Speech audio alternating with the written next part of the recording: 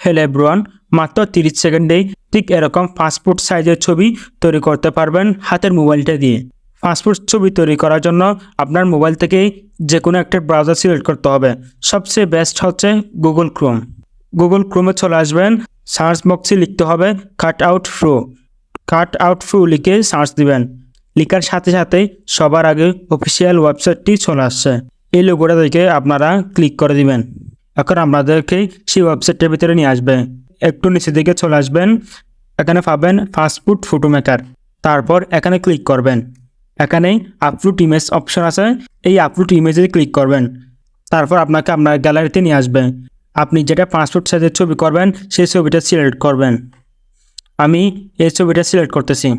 ছবি সিলেক্ট করার পর পুরো ডান অপশন আছে, এই ডান অপশনে ক্লিক করবেন। তারপর একটু সময় নিয়েই আপনাদেরকে ব্যাকগ্রাউন্ড রিমুভ একটা ছবি দিবে। তারপর 2 নম্বর অপশানের এখানে ক্লিক করবেন। এখানে ক্লিক করেই বাংলাদেশ পাসপোর্ট সিলেক্ট করবেন। বাংলাদেশ পাসপোর্ট সিলেক্ট করার পর উপরে ডান অপশন আছে, ডানে ক্লিক করবেন। তারপর এই আইকনে ক্লিক করবেন। তারপর এখান থেকে আপনি এই কালারটা সিলেক্ট করবেন। এখন একটা পাসপোর্ট সাইজ ছবি হয়ে গেছে। তারপর আপনি এই আইকনে ক্লিক করবেন। এখান থেকে আপনি বিভিন্ন ধরনের পোশাক সিলেক্ট করতে পারবেন। আপনার ছবির সাথেই যেটা ভালো বানায় সেটা সিলেক্ট করবেন।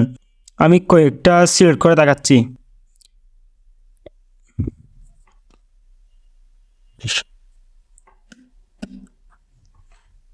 খুব সুন্দরভাবেই পোশাকটা ছবির সাথে অ্যাডজাস্ট হচ্ছে।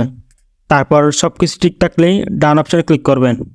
এখন ছবিটা আপনাকে সেভ করতে হবে, সেজন্য ডাউনলোড এইচডিতে ক্লিক করবেন। তারপর ছবিটা আপনার মোবাইলে সেভ হয়ে যাবে। আমি এখন গ্যালারিতে গিয়ে দেখি ছবিটা সেভ হয়েছে কিনা। হ্যাঁ, দেখতে তো পাচ্ছেন ছবিটা সেভ হয়ে গেছে। খুব ভালো কোয়ালিটিতে ছবিটা সেভ হয়েছে। এরকম ভিডিও পেতেই আমাদের চ্যানেলটি এখনই সাবস্ক্রাইব করুন। ধন্যবাদ।